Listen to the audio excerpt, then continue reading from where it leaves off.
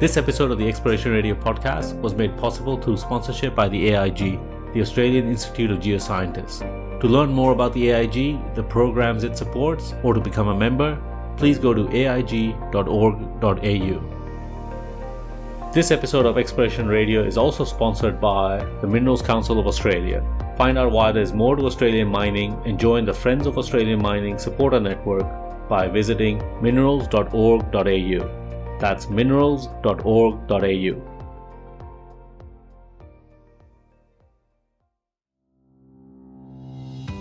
In 2006, researchers from the Institute de Recherche pour le Développement, or the Institute of Research for Development in Toulouse, founded a research project in West Africa called the West African Exploration Initiative, or WAXI. The main aim of this project was to better understand the geology, tectonics, and metallogenesis of West Africa. The culmination of this objective was the founding of a non-for-profit organization in 2020 called the Agate Project, which now continues the work of providing opportunities to locals in the region to further develop their careers in earth and planetary sciences. On this week's episode, we are joined by Mark Jessell and Nicolas Thebaud, who have both been involved in the WAXI project from nearly the beginning and now are two of the people behind the Agate Project. Let's find out more about these two projects. Mark, Nico, welcome to the podcast. Maybe we'll start by you telling us a little bit about your background. We'll start with you, Nico. All right. So my name is Nicolas Thebaud. I'm a researcher at the Center for Exploration Targeting. I did all my undergrad between France and UK many years ago now. And I'm a structural geologist from training originally. And been working in a range of projects in Australia and West Africa in South America for the last decade or so, and work closely with Mark, just sitting here next to me. And so what brought you to Australia? A woman. Yeah. Excellent. But rocks were part of the story as well. Yeah, so. Okay. We won't ask you in which order, because I might get you in trouble. And yourself, Mark? Yeah, as you can probably tell from my accent, I grew up in England, and I then went to the States to do a PhD and came to Monash University in Melbourne to do a postdoc, and then went to France for 12 years and then came back to UWA about 8 years ago now. And I'm also a structural geologist and worked on a range of things, microstructures, 3D modeling, but also a lot on these regional tectonic syntheses. Cool. So we're going to talk a lot about developed countries in the next hour or so, and I guess we should start by talking about how you guys got started in West Africa, and it directly ties to your French connections. And perhaps we could probably frame this a little bit by talking about what we call the resource curse and just the issue with resources in developing countries. So maybe take us through what you think and what you've learned about the resource curse from your time. Yeah, well, if we're talking about how I started, I arrived in France. I was on a lot of soft money projects, and the lab I was in Toulouse has a long history of doing geoscience in Africa and with African partners, just because many of the countries are francophone and there's a long colonial and then post-colonial history. What I saw was that there was very few researchers in France working with industry, and the countries in West Africa were all kind of working in their own space. And I was, inspired by what I'd seen in Australia when I was here before that, which was things like the South Australian Exploration Initiative that were getting surveys, universities, companies together and working on a problem together. So I stole the idea, title, just about everything, and took it to Amara, and they thought it was interesting, and we worked up a project on getting the geological surveys, the universities in West Africa and in France and elsewhere, working on a project together. In terms of the resources curse, yeah, I mean, it's real, but there's much more to it than that. Yeah. And the way I look at it is that resources, or any sort of resource, whether it's minerals or oil or anything else, is a sort of amplifier of what's going on in the country. So if the country is got governance issues, then pouring money into it from any source is probably likely to make those issues worse. And the countries that are doing well out of resources are the ones that are better managed. Mm-hmm. And so there seems to be also a dichotomy between what happens in oil and gas, maybe because the money is so much more than it is in minerals. We could only dream of having that sort of money coming out of minerals. But in oil and gas, it's multiply everything by 10 or 100. And so and with a much less local input. So I think, there is a resources curse, but it doesn't have to be that way. And I think there's a lot of countries in Africa that have demonstrated, like Australia, that it can actually underpin the economy in a good way. So, Mark, you mentioned the fact that there wasn't this pedigree of doing these kind of large collaborative projects, particularly with the industry input. So, from the point of view when you were trying to set it up, was that an impediment in the fact that there wasn't a pedigree? I guess I have to shout out to Amara now, because Amara does this thing. It's their bread and butter. I was sitting in a rather grotty office in a very old lab in Toulouse. It doesn't really make any difference to them. They don't, it does. They basically, if they see a project and they think it's of value to industry, they just go and do it. You don't even have to be in a university.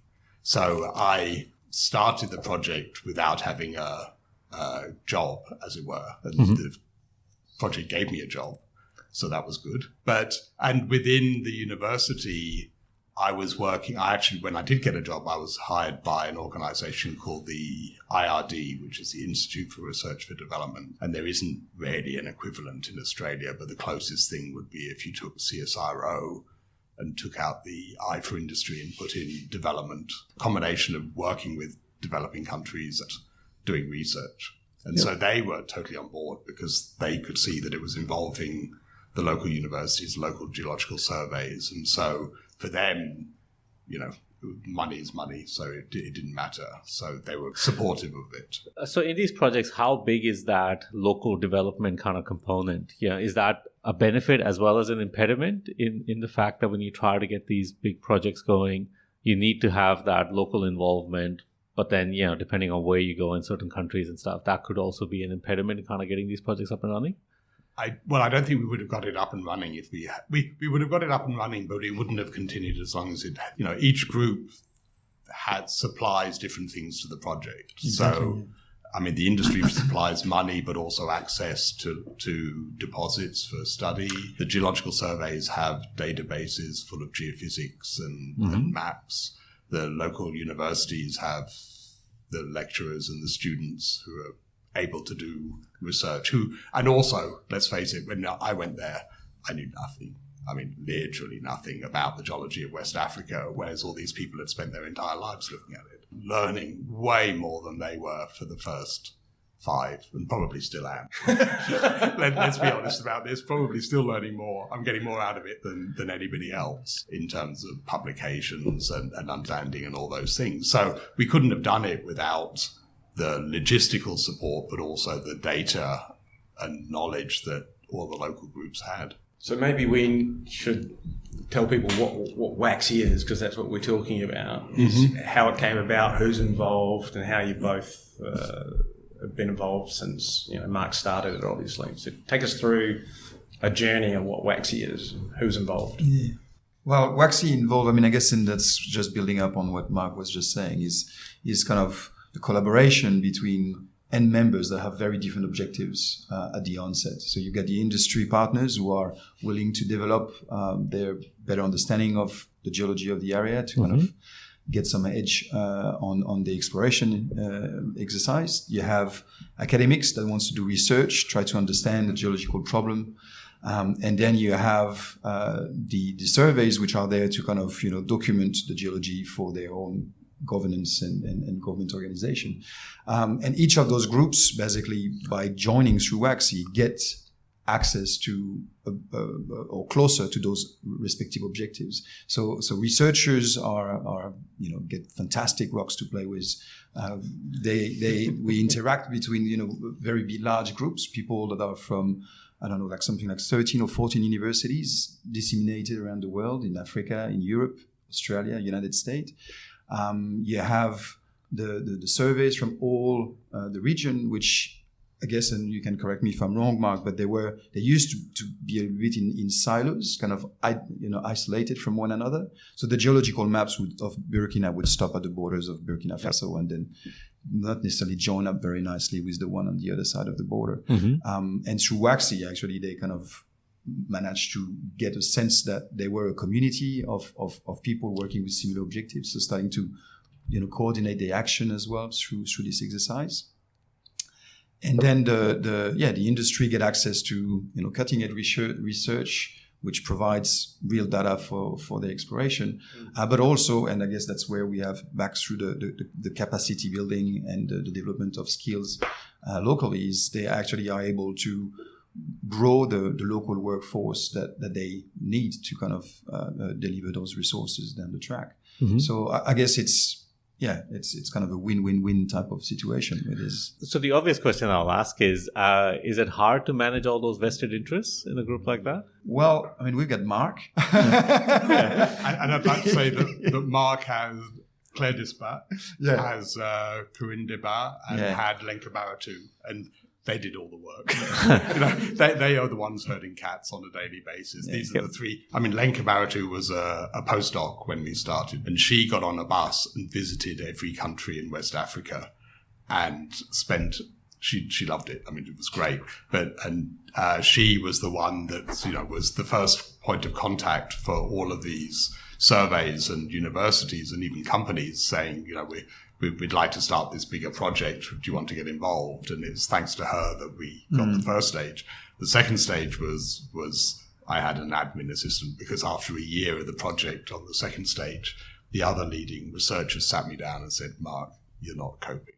And so you need to spend some of this admin budget on hiring somebody that will do the day-to-day stuff. So I did, and I took their advice, and since then we've had Corinne Debat in Australia, and you need somebody who basically chases up everything, because nothing happens if you don't chase it up, and I get too easily sidetracked by playing with computers. Yeah. I mean, I guess the reason why I asked that question is because there's the rubber kind of meets the road kind of moment where you need people to kind of do that work, to do that legwork, to kind of set it up.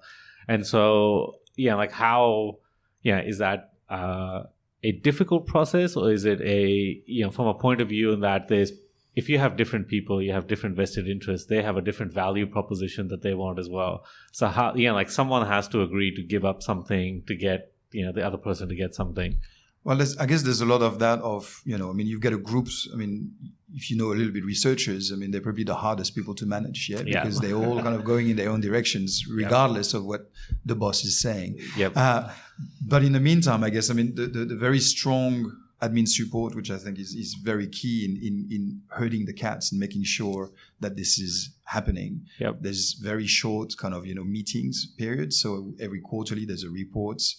And so that's something that is part of the charter that you kind of almost sign by default when you come into a project like this, is you will do your periodic reports. And as Mark's saying is, only if you're dead is the good excuse for you not to deliver, otherwise there's no real good excuse for not kind of being on top of your game. And even with that, obviously, some people deliver more than others and so on, or the initially good idea may not turn out to be such a great idea, and so it doesn't really deliver.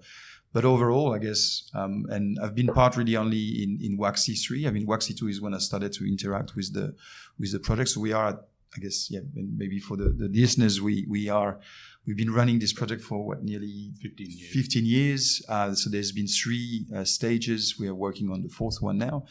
And so my experience has been that with that kind of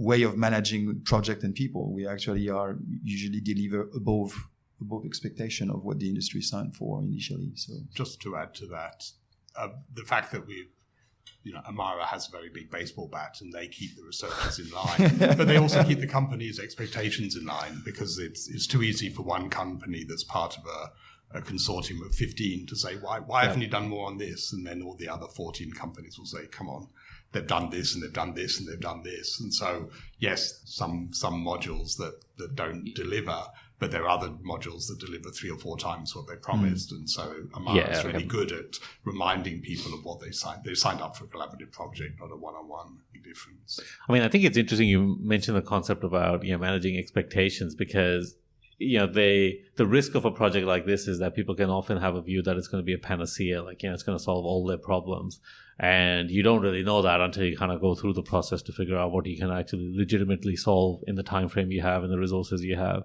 So I think that aspect of managing expectations, I would think would have been a pretty important kind of. I think it's also in the way we design it. Like we're not designing targets for industry. This is not what we're doing. What we're doing is generating pre-competitive data sets, things that industry people will take and transform into something probably more tangible from the exploration point of view.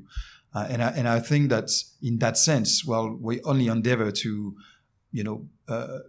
improve the understanding of the local geology, really. And starting from where we started, I guess, in West Africa, if you compare with places like the Yilgarn, for instance, in our backyard, when we've started, or even when I kind of joined in halfway through the WAXI stages, I guess the knowledge was pretty much, you could compare what it would have been in the Yilgarn in the 80s. And I would say that today we probably have almost in places a better understanding of what the geology is in West Africa, on the West African Craton, than we have in part of the Yilgarn. So it's almost like, it was harnessing all the science that is available that had not been deployed on that part of the world.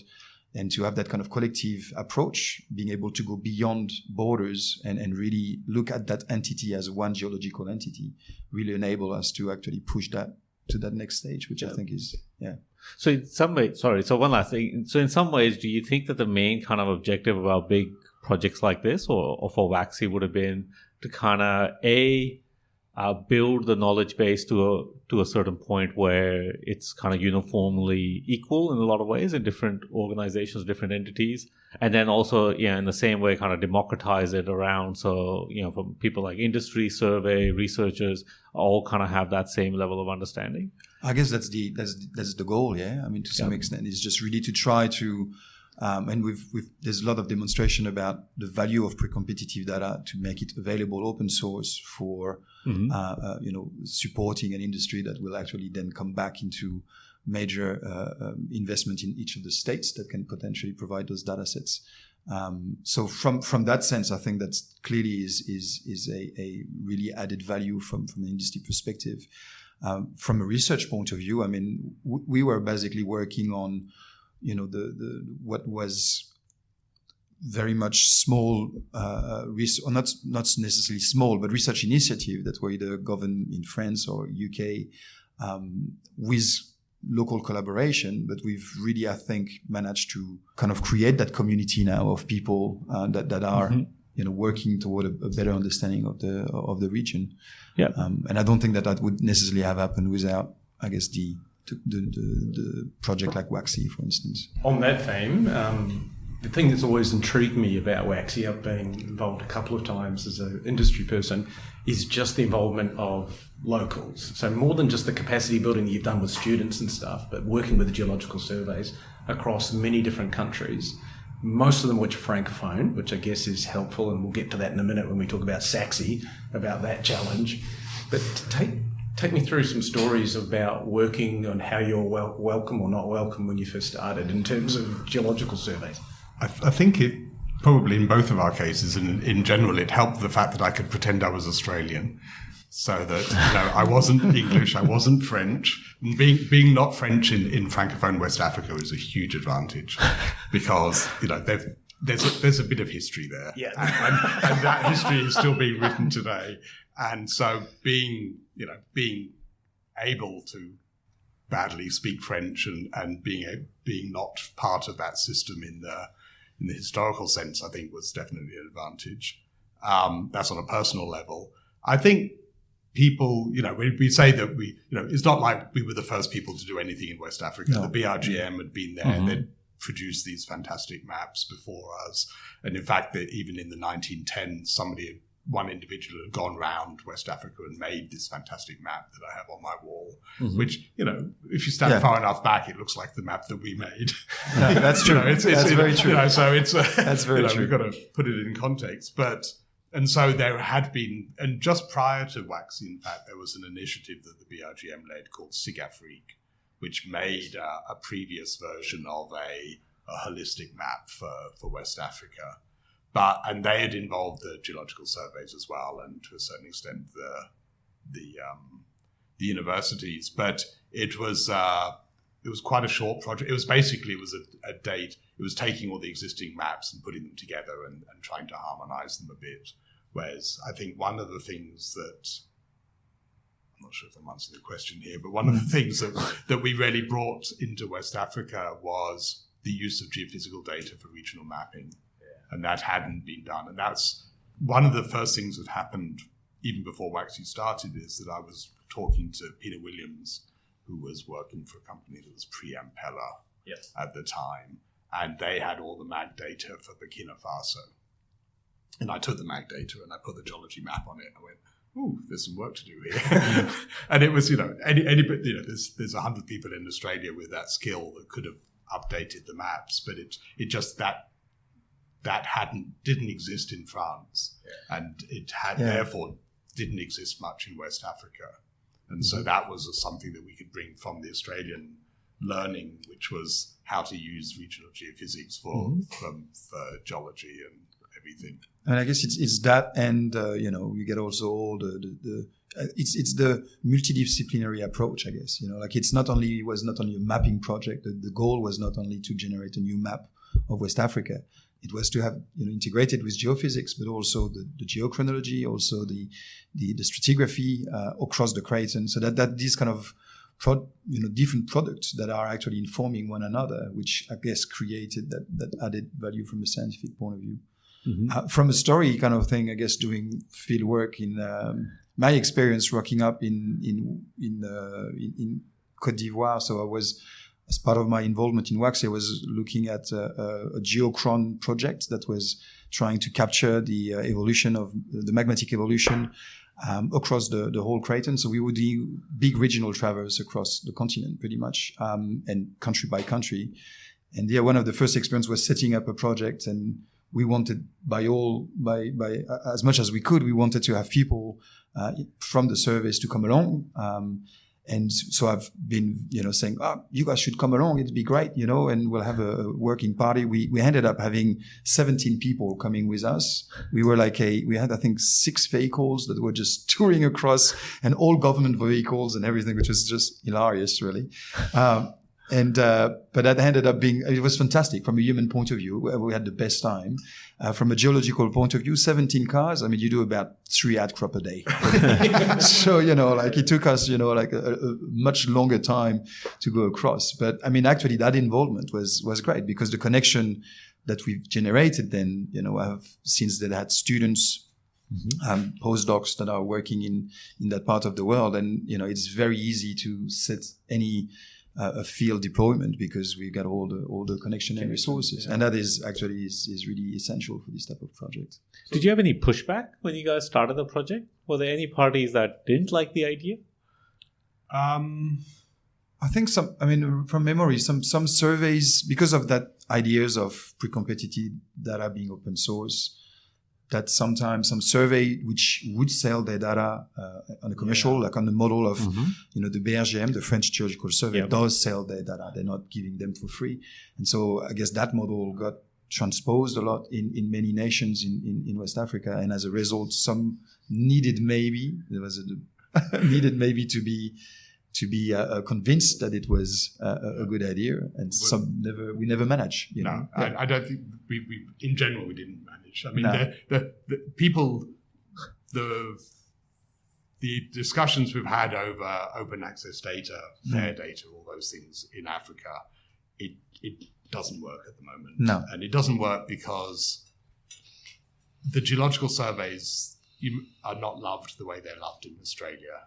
In the state governments and the federal government love their geological surveys because they see the value in them. Yeah. In Africa, they're fairly low on the food chain. Yeah, and if you're an African government, you've got to say, well, are we going to build schools so that more than 80% of our kids can go to school, or are we going to give money to the Geological Survey? Yeah, probably make the same call. And I think, to be fair, the setup in Australia is very unique in the way that how data is meant to be public and how it eventually has to become public in a lot of ways. Yeah, I mean, the US is like that with USGS, but almost nobody else.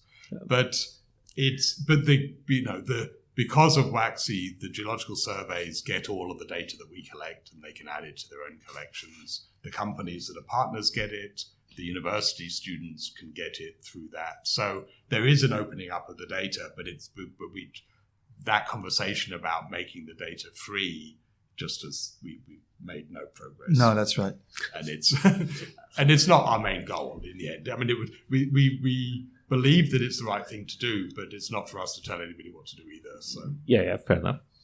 So what were geological standards like across countries at geological survey level? It's interesting. It's like everything in West Africa. You can't just talk about one country. It's incredibly heterogeneous. Some of them at that time were just coming out of civil wars, like Liberia and Sierra Leone. And Côte d'Ivoire also. Côte d'Ivoire as well. Côte d'Ivoire was in strife for a lot of WAXI, so it's coming out of it now, and that's great. But it's, so those countries were in, 3 of the 10 or 12 countries we worked in, basically we couldn't work there because there was no infrastructure, there was no electricity, there's, just basic things weren't there, and they lost a lot of data during those times. Countries like Ghana and Burkina had well-developed geological surveys. Again, they were all trained by, essentially the French West African countries were all trained in France, so the people went to France to do a PhD at a time when in France everybody was doing petrology chemistry. So there's a certain generation of academics in West Africa that are all petrologists. Nothing against petrologists, but it's only one thing. And so the maps were all sort of very focused on the petrology, and there was very little structure and zero geophysics. And so that was, one of the courses we teach, which is making geology maps and geophysics, is, there's still nobody teaching that. And it's still, in a sense, that's a failure because by now you'd think somebody would have taken it up, but maybe if we stopped teaching it, somebody would. Don't know what to do about that. So do all the Francophone countries have the same link to France? I mean, are they all variable? Or no, it's a very different depending on the country. If you take Guinea, for instance, had a very different story post-colonial time from the rest of most of the West African nations, and that basically seized completely the link with France at the time. So, and again, then within, if you compare Mali from Burkina Faso, from Senegal, I mean, France has been ongoingly present and continue to project its influence, I guess, in the region, for better or worse. But to some extent, they're very different kind of stories within each individual countries. So yeah, with different histories of mining too, and different exactly. Everybody knows that Mali's had mining for 1,000 years. Exactly, Ghana's huge mining country, whereas Senegal is much less. It's much less a part of their story. I guess they probably are more even like looking on the oil and gas to some extent because of the Great Basins than the Malian or the Ghanaian. And you mentioned civil strife. I was in Côte d'Ivoire when one of the coups during that period of time. You would have been restricted into places like Sierra Leone, but anywhere else? Well, now, do you avoid Mali? Yeah, it must be Mali. Well, now. there was basically at the moment we can't go to Mali. Well, it's not that we can't. Mali, Burkina, Niger are basically out of the question. Mauritania was out for a while, but we could go there. So it's interesting. It's actually the map changes. Yeah, when I started working with WAXI, we could go to Mali. We were doing a project in Sadiola with Quentin Mazurel, who was a PhD at the time, and we could go there easily.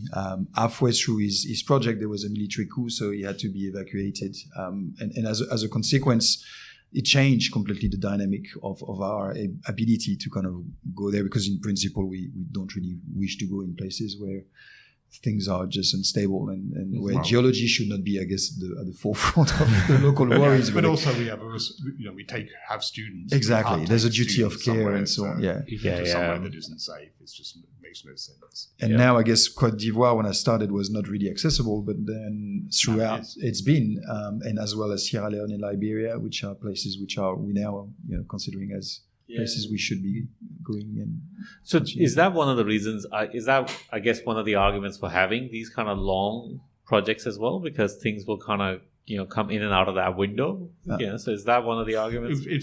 I don't think it's the main one. I think the main argument for having a long project is that geology is really hard and you can't just walk in there. And it's a huge area. It's the West African crater, and if you take the whole thing, it's the same size as WA. Mm-hmm. So you can't go, we're going to remap WA and in 3 years. In 3 years. Okay, we understand everything now. I mean, people are still setting up projects in the Yilgarn. That's it. And so that's the Yilgarn is somewhere that people have looked at quite a lot. So I think, but there's the other side of that is that it takes time to establish trust. And one of the things, coming back to a question we had before about the geological surveys, there was pushback because at the beginning they said, we've seen people come in before saying, we're going to work with you, and they walk off with the data and we never see them again. And then they sell the data as a consultant to third parties, and that happens every day of the week. Mm-hmm. So to establish trust, both from the companies that we could actually do it, because, I had a small track record with industry, but it was to do with 3D modeling. So this sort of thing was new to me as well. But for the companies, again, they will give us data as long as that data doesn't get shared with other companies. Mm-hmm. We can share the interpretations of that data, but not the raw data. And the same thing applies with geological surveys. We have all the geophysical data for West Africa on the condition that we don't give it to anybody that hasn't already bought it. That trust takes time to develop, and it's not something that you can just walk in and say, "Hi, I'm here," because they've been burnt enough times before from people doing exactly that. And I guess there's also, once the ball is rolling, you create a community of researchers, of students, of people who are like-minded and like to work together. And you not, when you finish a project, we're always thinking, what's next? Because we want to keep doing it. I mean, I guess, there's a real drive within the individual participant of WAXI of actually make it continue, because the journey is not only fantastic from many professional aspects, but from a human point of view, it's a great journey. It's really a lot of fun. Well, I mean, the reason why I asked the time question is because, one of the criticisms on, I guess, one of these big projects is that they take a long time. And what you guys are kind of talking about, just from not the technical point of view, that, it takes time to unravel the technical mystery. But the reality of it is that any big area where you have multiple countries involved, they're not all going to sit in the same kind of curve, politically or security, all of these things. And then also the other component is around the people and the knowledge building, and all of that stuff takes time. So I think, from an industry point of view, if I kind of you look at the thing that industry often kind of complains about these things is that, it takes too long. It's like, but when you have this many kind of cogs moving around and this complicated machinery, it's quite unrealistic to expect something like that to be done in a short time frame. I guess you're right. If you take the whole WAXI adventure, it's 15 years. But if you look at each was that large chunk of time was actually dissected in stages, which were associated with more short-term deliverables. So I guess it's the recognition at the end of that kind of stage 3 that we still have a lot of questions to resolve. We've progressed, but there's a lot more to be addressed. And I guess, industry recognise that very well. But it's far from understanding every bits that is required to put a cross on the map, kind of thing. I mean, I guess the thing is everyone wants a house, but no one wants to wait for the bricks to be put in place, right? And that's kind of the thing that I think people have to be aware of. And that's an industry thing, full stop. Industry's now working in the developing world that needs to understand that trust is a really important element of social license. And so even this is on a scale of research data, it's still the same theme, which is you can't walk into 7 different countries and tell them what to do. The answer is trust has to be built, and the industry's got to learn to build partnerships and build trusts. That's kind of the whole theme of what we're talking about here. I want to move on from WAXI because that's not the reason we're here. But before we go, I want you to hit me with some numbers. So just tell me, I'm sure you've got them off the top of your head, Mark, but things like, outputs of the number of students and all the sort of stuff that's important for metrics. Yeah, well, I mean, in terms of the students, I think I haven't done the count recently, but it's over 100 graduate students who've gone through WAXI funding one way or another, of which 2/3 of them come from Africa. And the rest are principally Australia and France. And we're talking, I guess, masters and PhDs, essentially. Yeah. So it's postgrad students. Yeah. Yep. And we've got about 110 publications out of it. So, again, we as researchers, we've done very well out of it. So it's part of the partnership agreement is that everybody's got to get something out of it. Otherwise, what are we doing? And as researchers, we've certainly done well out of it. And we've built up a big WAXI database of information, which we share with all the partners. And that's all the data that the geological surveys have given us that they've allowed us to pass on, plus all of the integrated, harmonized data sets that we've put together by taking in the individual data sets, plus, of course, all the data we've collected ourselves. And so that's a big, GIS database that people can do whatever they want with. And that's, going back to this thing of being a long time. It's taken us time to build this, but now we've got this big database. And every time we've had a project, we've had a different set of companies. It isn't the same companies that have been with, half of those companies don't exist anymore. No. So it's, there's some companies have been with us the whole time, but there's, every time there's a new combination of companies interested. But going back to the numbers, and in terms of organizations, there's over 70 organizations. So that's geological surveys, universities, companies, other research organizations that have been involved in it. We've also had involvement with not-for-profit organizations and with regional organizations like UMOA, which is the big Francophone political grouping in West Africa. So that seems to be unique. I haven't seen NGOs being involved in research before. So how did that come about? How did you get? Oh, it was one of those. We weren't looking for it particularly at the beginning, but I had a postdoc called Luke Sibanala who was working in West Africa, funded. He had a Luxembourg funding to do a postdoc with us for a couple of years.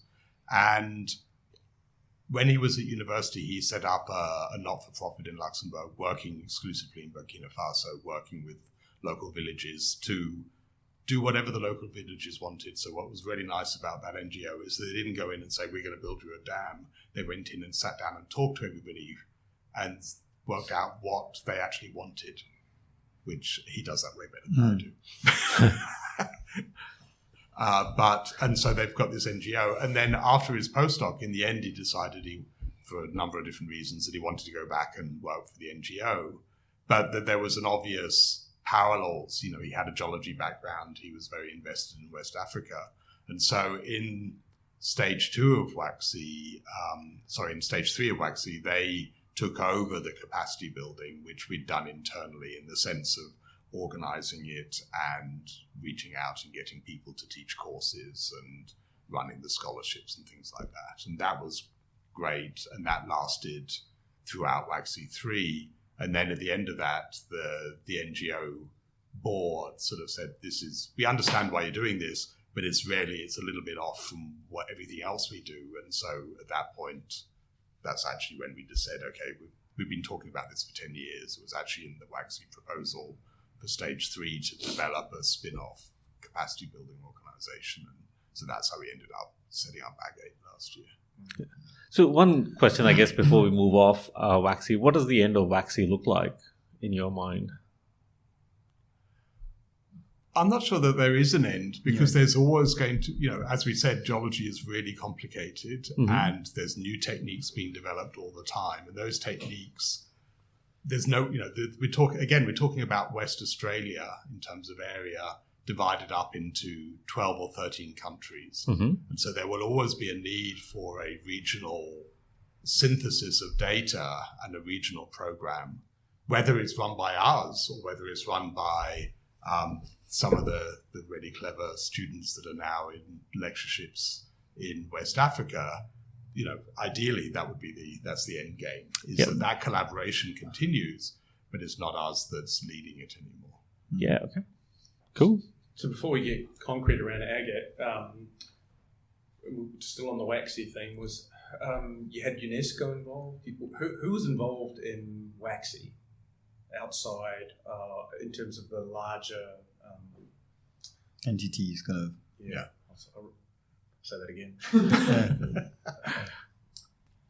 Just before we move on to Agate properly, just to finish up on WAXI, what other organisations were associated with WAXI in terms of the larger institutions? Well, I guess in France it was the IRD, which is, like, as I said, is like a national laboratory, so that's quite a large organisation. But if you go to the international organisations, as I said, UMOA, which is the Economic and Monetary Organisation in West Africa for Francophone countries, principally Francophone countries. When the IM4DC got set up in Australia, and that was funded by AusAid, we had parallel projects running through AusAid as well.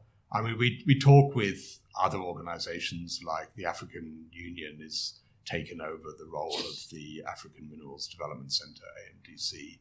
And so, we've had discussions with them before, but it's, honestly, they don't have the same sort of access to funding. The World Bank has access to funding, obviously, but they almost exclusively work in single countries because they are, after all, they're not giving out money, they're organising loans. And so the World Bank has to have, each country in turn has to sign a loan. And so the WAXI model, although they're very interested, and they actually came back to me a couple of weeks ago about whether there was something we could do. Their model isn't really set up for doing these regional collaborations, which is interesting in its own right. And so you chose to do this again in Southern America. So take us through the beautiful acronym SACSI. Well, that was obviously somewhat related, and it was the companies that were working in West Africa that were also working in South America that said, would you come and do this? And after a couple of false starts, we got it up, and we're now in the second stage of that. And similar groupings in Central Africa and in Eastern Africa, people have said, wouldn't you like to do this here? Because people see it as a good model. And, to be honest, yes, we could, but it just happened to be that the one in South America in the Guyana Shield got set up. And from a technical point of view, I mean, it's the obvious place to go. If you're working in the West African craton, then you're stepping across the ocean, and you are actually finding the same rocks. So it's actually a missing pieces of the puzzle that is kind of glaring, and so it was, I guess, one of the attractions to kind of push. But now multiple languages. Yeah. That's fun. It's very different in many respects because yes, we're working in 5 countries and they each speak a different language. So that's apart from all the local languages, and it's all jungle. So that's slightly different from West Africa. If you think that the outcrop conditions are bad in West Africa, just go to the French and they're very different countries as well. I mean, even though, as Nico said, the West African countries are different, they're not as different as they are in South. You have France, that's different. You have Venezuela, that's different. You have Brazil, that's different. And the only two that are similar in terms of development and those sorts of things would be Guyana and Suriname. So it's very unbalanced compared to West Africa, where even though they're all different, some would be ahead and some would be behind in different things. In South America, you're really talking about very different scales of country, both geographically because Brazil's so big, but also in terms of development. So we've mentioned Agate. So tell us what it is, and tell us why you set it up. Well, Agate was really, as Mark said, at the end of WAXI 3, the idea was to set up this organization that would take over the capacity building arm of WAXI. And I guess one of the thinking was, we wanted that capacity building to continue regardless of our success in raising funds for research. Because it needs to have continuity if we want to achieve, the goals we're trying to put forward. And so, with Le Soleil dans la main, which was that NGO we were working with, saying to us, look, we're not going to really hosting you anymore because it's not in line very much with what we're trying to achieve. It was kind of the push we needed to make it happen. So, I guess that was about a year and a half ago. We've started to have that conversation about setting up our own NGO that would be dedicated to further capacity building and networking in Africa. With initially a strong focus in West Africa because that's where we've been operating. And it's basically really trying to continue what we've been doing, which is delivering courses for people that are residing in Africa. And also, as we thought about the structure, thing that we thought could be useful also is creating scholarships rounds so that we can support postgraduate students in Africa, but also creating a scholarship that would be for young researchers. Many doctors that are being graduated in Africa are basically swept into teaching very quickly, even more than what people can go through in Australia or in France. And so the access to funding for research is far from being ideal. So the idea was, if we can actually provide a bit of funding, then that can help to further the research career of our colleagues in West Africa. And with the idea that that's kind of help to further that collaborative spirits between the research groups. Yes. So that's kind of what was the onset.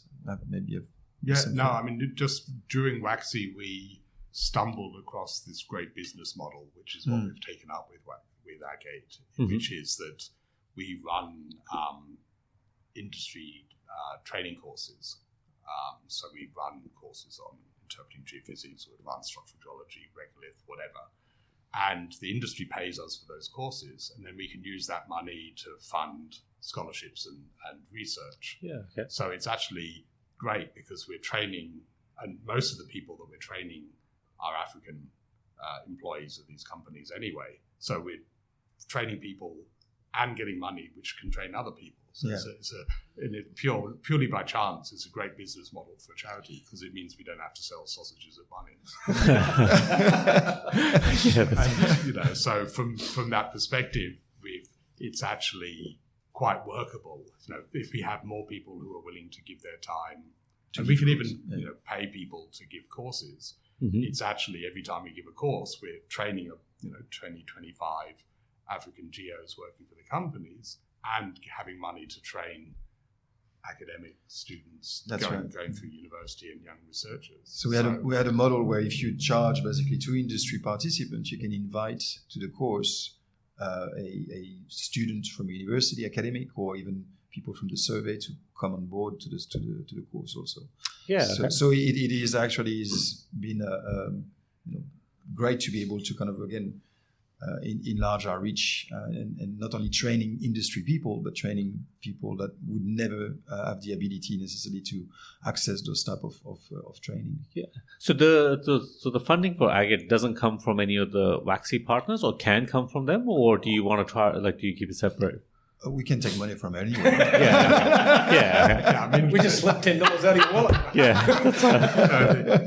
Well, I mean, I just think you thought we were doing this interview for free. Yeah. Well, good luck trying to get money out of us. I guess money comes from for Agate, essentially the money comes from those courses. So the initial seed funding we had was leftover of that money that people like myself, Mark, Lenka Baratu, and other researchers had given courses. The money was sitting with the NGO, and that money basically, when relationship ceased, they basically passed it to us. So that was our kind of seed funding. And we are now basically running the Agate project in the same kind of way, with running those courses, making income out of it, and reinvesting it in more training. Yeah. And the difference, I guess, that we didn't do before was that they were not really, that scholarship scheme was not really operating in WAXI. It's something that we've developed, I guess, through Agate, which is, broaden our reach. In terms of company involvement, if we're about to put out the WAXI 4 proposal to companies, and in that, Agate is the capacity building, is taking on the capacity building work. So the funding, and it's, give credit to the companies. At the end of WAXI 3, they said, we love this project. There are two things, though, that stand out. One is the integrated analysis at the scale of the craton, and the other is the capacity building. Yeah. And so even the company, it's always written into the project that there will be this development side to it. And the I guess totally on board. Like intuitively, it makes total sense that, if you're a sponsor of a kind of project like WAXI, then, if you have a formalized setup where you can show, the value that you're actually contributing to that industry from a corporate social responsibility or anything like that, it makes total sense for them. Yeah. But so that's clearly a good PR, I guess, for companies. But it's also is beyond that. I mean, they need people to be trained. They really desperately need people that can actually do the job. So it actually is in their best interest to contribute to that. Yeah, the exploration managers, more than one of them has said, my principal job as an exploration manager in West Africa is training. Yeah, exactly. That's how. And it's not, this is just the reality. And to be fair, I've had exploration managers in Australia who say, "What do you teach them at university? I always have to teach them from scratch when I get out." So they say it in a slightly different way. They're more annoyed in Australia than they are in Africa. But there's no way that you can train somebody to be an exploration-ready geoscientist in the field. The future for geoscience in Australia, we're talking a lot about that at the moment. We need some sort of non-for-profit charity to develop geoscientists here. I apologise to you all. But just going back on what can companies do? I mean, they can support the project, but we are working with companies to have named scholarships, so they can put in the entirety of a scholarship because they want to work with they want to have their company support a local student on their deposits or on their permits. And so that can be a way of us managing the academic side of it while the company gets to support a local student. Well, I mean, I think it's just like, in the world where, particularly companies in mining are finding it hard to show that relationship between what they do and what impact they have on society in general, like initiatives like this, I think would definitely kind of bridge that gap. Right now, the whole concept of, local stakeholders and what benefit they get as opposed to kind of the global investor base, in mining companies, that's obviously quite a touchy topic for a lot of companies. So, from that point of view, it makes total sense for companies to kind of partake in it. And to be fair, the local exploration managers are just as dedicated, just as keen on local development as we are. Yeah, that's all. They do see the value of it, but they also they have the same. If you work there, you can end up going. I mean, long term, you're solving a problem that solving is a big word. But trying to solve. Let's say that. Well, we're doing our bit, I guess. I love the fact that it's independent. That's what attracts me the most to it. The fact that, one of the answers to the first question we posed, which was about resource curse, which is actually the training of the future. There's no doubt about capacity building as part of the answer to that. But people always view industry as having vested interests. And the fact that you can be somewhat independent from that, funded indirectly by it, but nonetheless independent, I really think that's a model that we should be listening to outside of Africa, outside of the obvious, Yeah, and I think that's again, as you said, that applies in Australia as well. And I remember the first cooperative research centre I was part of, we had AGSO, as they were at the time, and the universities and CSIRO, and it was a 7-year system, And it took us 2.5 years to understand why on earth we all behave differently. Yeah. Because until that time, there'd been almost no collaboration. But, a different scale of collaboration became possible. But it took a long time for people to understand why these different organizations have different drivers, and that you shouldn't try and get them to change because that's, their shareholders or their organization is supposed to behave that way. But it takes a long time to understand why they behave that way, and therefore to work out how you can do it better. That's a classic example. We talk a lot about diversity without necessarily getting to the nitty-gritty of what it means, which is learning to work with people who are different. And the classic you guys got is 7 different countries. I'm really fascinated by WAXI because just straight up right, I know those countries and they're vastly different to each other.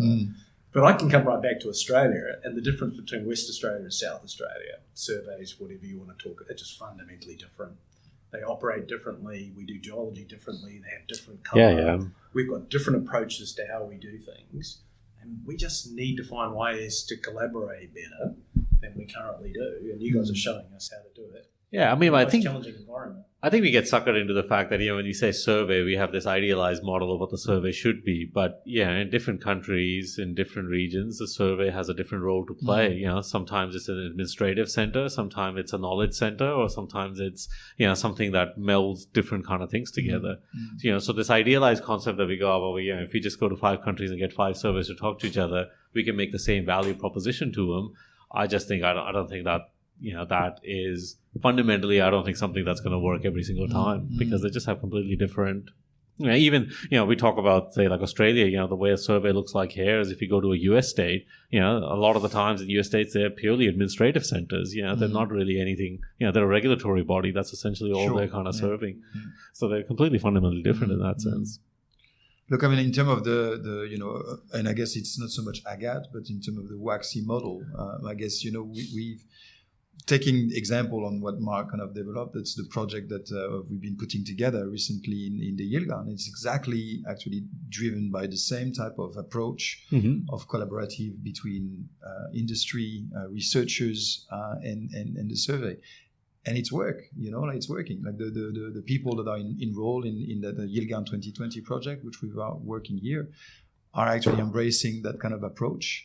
Interestingly, actually, a lot of the people from industry were people that were involved in WAXI as well. So they're not, coming not knowing about it. But that kind of way of structuring a project, I think, is really, from my point of view, for understanding at the regional scale, it's really the way forward. Yeah, and I think we kind of started the topic around talking about like resource curse, and I think one of the things that we maybe as an industry are maybe getting a little bit wiser to it now. But, one of the things that, that term curse applies to is the fact that we haven't really used that wealth in kind of a generational way. We haven't quite used whatever wealth we created or the resources that we had. We haven't quite created in a sustainable way where there's a transgenerational effect in that sense. So things like, I think, the capacity building, these are things that we should kind of look at in the fact that they are possibly going to be, or have the potential to be, transgenerational, right? That, that you can kind of allow that thing to build. And the detriment, I guess, for the industry is that it's not going to be a short-term payoff. It'll be something you have to wait. I mean, one of the things I remember, one of the discussion we had with Luc Sennebeller, who's the person who was working who's still working at that NGO, and we were discussing, and he's obviously very much into the capacity building on very much different ranges, not only in geoscience like what we're doing here. And one of the things that he told me is that in Dakar, most of the senior lecturers were about to retire, and that there was no new kind of academic that was going to be there to take over and be the next generation of trainers. And that, I think, is just, like it screams in your face. This is something that if you don't have a professor of geology in a department, you basically close the door and, forget about having, local geoscientists that are going to be your workforce. It's not going to happen. And so it's all about, not only, of course, training and contributing to the training of geologists enrolled in industry and so on, but it's also, working closely with our counterparts in Western African nations to actually, let's try to put in place, part of the support that can, lead to the next generation of scientists. To be completely honest, if we were to, the best thing that could happen is for Agate to have to close the door in 10 years because we are irrelevant. That would be a good measure of our success. If we still have to kind of continue to do what we're doing for the next 30 years, then I think we need to ask ourselves, are we really part of the solution, or are we just continuing a model that is not delivering? Yeah. I mean, I think if you guys end up making self-redundant in a certain amount of time, I think that, that'll be the best outcome. Yeah.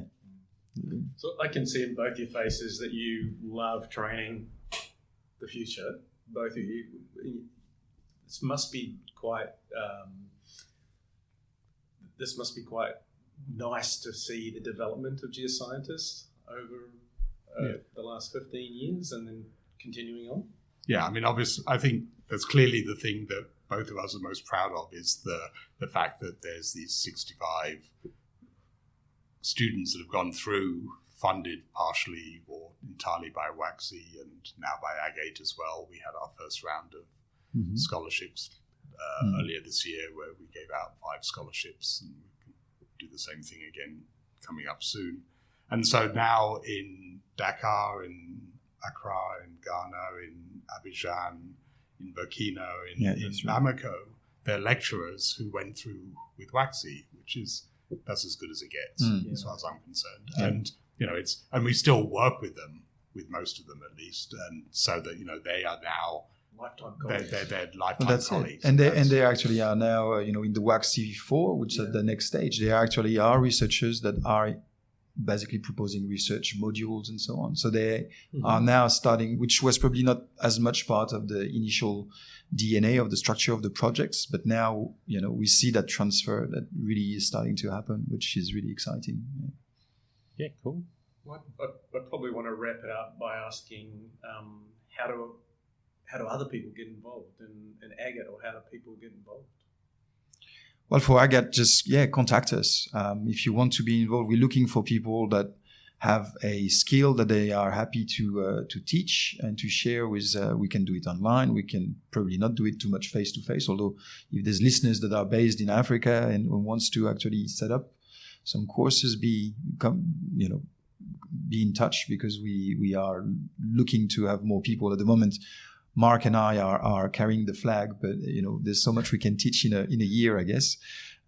So we are looking for more people to come on board. If there's industry partners that have a heavy wallet and don't know what to do with their cash, we are very happy to help them with that.